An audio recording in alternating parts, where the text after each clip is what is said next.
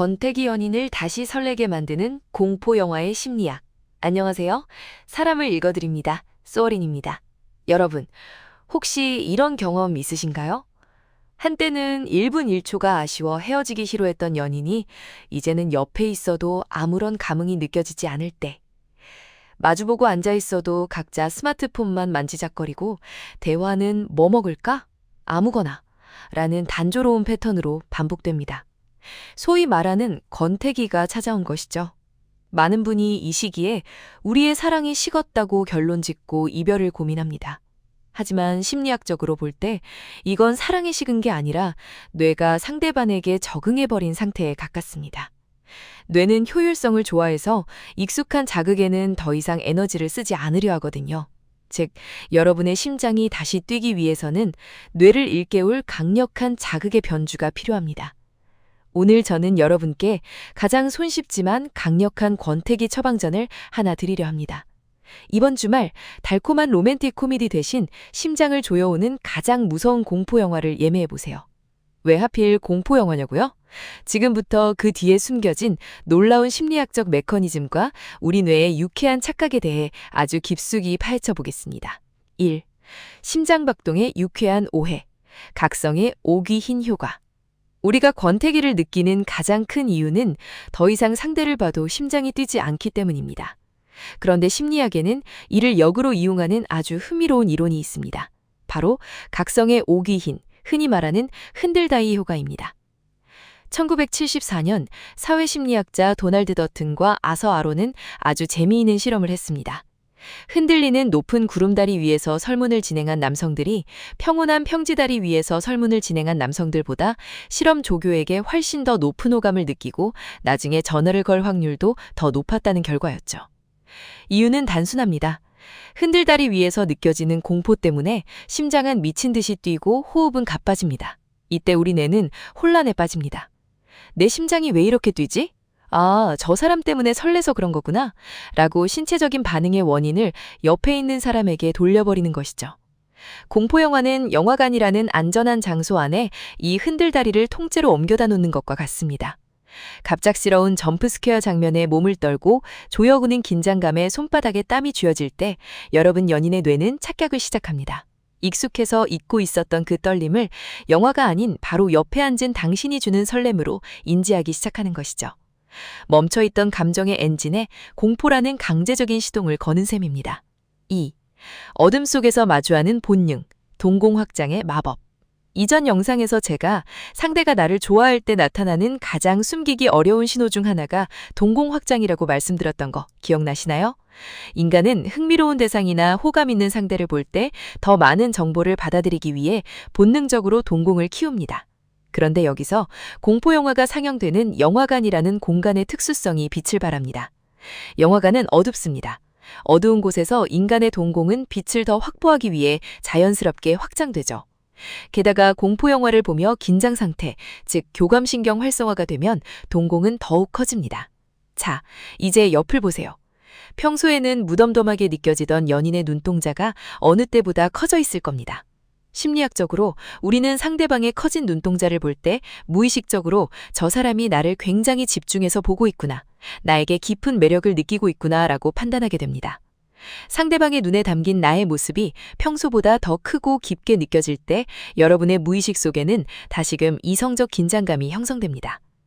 밝은 카페에서는 보이지 않던 서로의 본능적인 눈빛이 어두운 극장 안에 공포의 순간에 재발견되는 것입니다. 이것은 단순한 시각적 현상을 넘어 서로의 무의식이 주고받는 강력한 유혹의 신호가 됩니다. 3. 거울 유런과 감정의 봉기화. 우리는 한 팀이라는 인식. 권태기의 연인들은 흔히 우리는 이제 남남 같다거나 통하는 게 없다는 고립감을 느끼곤 합니다. 이때 필요한 것이 바로 우리 뇌 속에 있는 거울 유런을 자극하는 것입니다. 거울 유런은 타인의 행동이나 감정을 보기만 해도 마치 내가 직접 겪는 것처럼 반응하게 만드는 신경세포죠. 공포영화는 이 거울 뉴런을 폭발적으로 활성화하는 가장 좋은 매개체입니다. 스크린 속 주인공이 공포에 질려 비명을 지를 때 여러분과 연인은 동시에 어깨를 움츠리고 손으로 눈을 감니다. 같은 타이밍에 같은 신체적 반응을 공유한다는 것. 이것은 심리학적으로 엄청난 유대감을 만들어냅니다. 특히 공포라는 감정은 인간의 가장 근원적인 생존 본능과 연결되어 있습니다. 위험한 상황을 마주했을 때 옆에 있는 사람의 체온을 느끼고 손을 꽉 잡는 행동은 뇌에게 우리는 이 위협을 함께 극복해 나가는 운명 공동체라는 강력한 메시지를 전달합니다. 평소라면 쑥스러워서 혹은 무미건조해서 피했던 스킨십이 공포영화 안에서는 생존을 위한 의지라는 명분으로 자연스럽게 이루어집니다. 맞잡은 두 손을 통해 전달되는 미세한 떨림은 거울 뉴런을 통해 상대에게 고스란히 전달됩니다. 너도 떨고 있구나. 나도 그래. 하지만 우린 함께야. 라는 무언의 대화가 오가는 것이죠. 이 과정을 거치고 나면 영화관을 나설 때 여러분은 단순한 연인을 넘어 다시 한번 뜨거운 전우애와 애정이 결합된 깊은 경결감을 느끼게 될 것입니다. 기대감이 결과를 만든다. 점화 효과의 전략. 성공적인 데이트를 위해서는 영화를 보기 전부터 점화 효과를 전략적으로 활용해야 합니다. 점화 효과란 먼저 접한 정보가 나중에 접하는 정보의 해석에 영향을 주는 현상을 말하죠. 영화를 보기 며칠 전부터 그 영화 정말 무섭대, 혼자서는 절대 못 볼 것 같은 말들로 은밀하게 공포에 대한 기대감을 심어주세요. 이런 사전 대화는 상대방의 뇌를 미리 의지하고 싶은 상태 혹은 보호해주고 싶은 상태로 세팅합니다. 단순히 시간 남으니까 영화나 보자가 아니라 우리 둘이서 이 무서운 경험을 함께 통과해야 한다는 무의식적 암시를 주는 것이죠. 이렇게 예열된 상태에서 극장에 들어서면 작은 자극에도 두 사람의 심리적 연결망은 훨씬 민감하게 반응하게 됩니다. 이것이 바로 전문가들이 사용하는 심리적 빌드업의 기술입니다.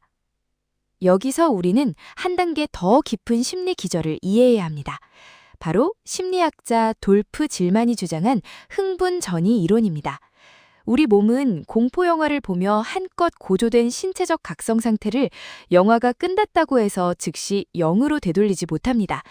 영화관 문을 나서서 차를 타거나 저녁을 먹으러 가는 그 순간에도 여러분의 혈관에는 여전히 아드레날린이 남아있고 심박수는 평소보다 약간 높은 상태를 유지하죠.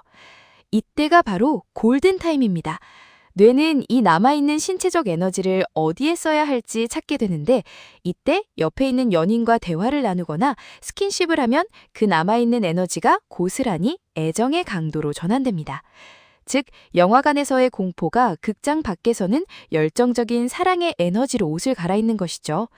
권태기로 인해 낮아졌던 서로에 대한 몰입도가 공포라는 연료를 통해 비정상적으로 높게 타오르는 마법 같은 순간입니다. 6. 취약성의 공유. 완벽함보다 매력적인 틈. 권태기가 오면 상대방의 모든 행동이 예측 가능해집니다. 저 사람은 늘 저렇지 라는 생각에 호기심이 사라지죠. 하지만 공포 영화는 평소의 가면을 벗겨버립니다.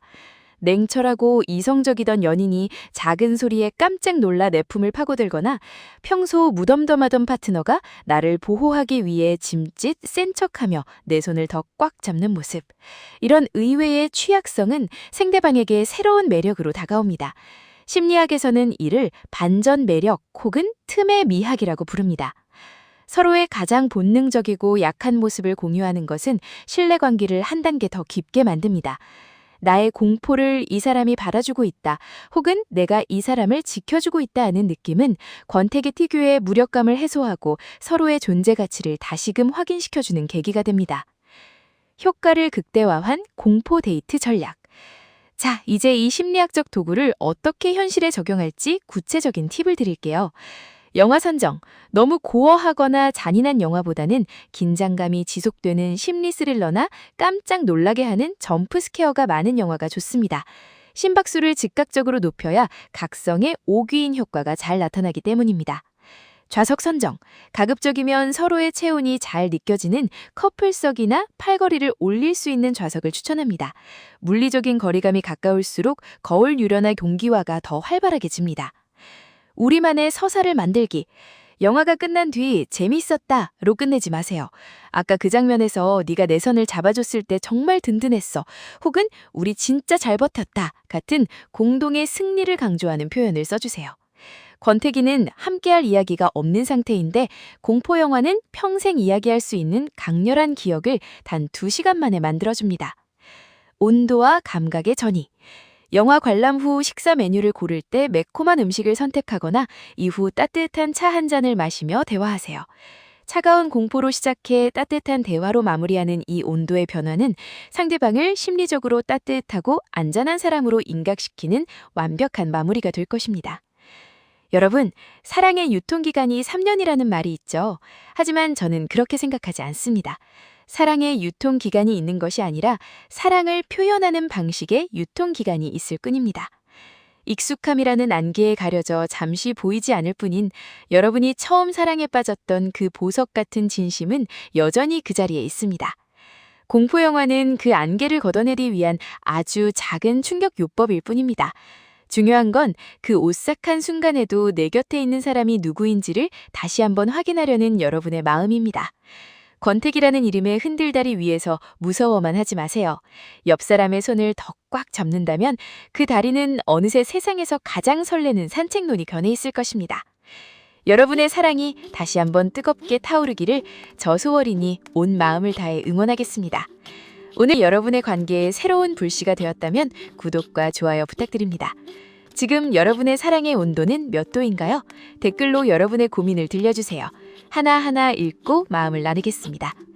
언제나 여러분의 마음이 자유롭게 날아올 수 있도록 지금까지 사람을 읽어드립니다. 소월인이었습니다. 감사합니다.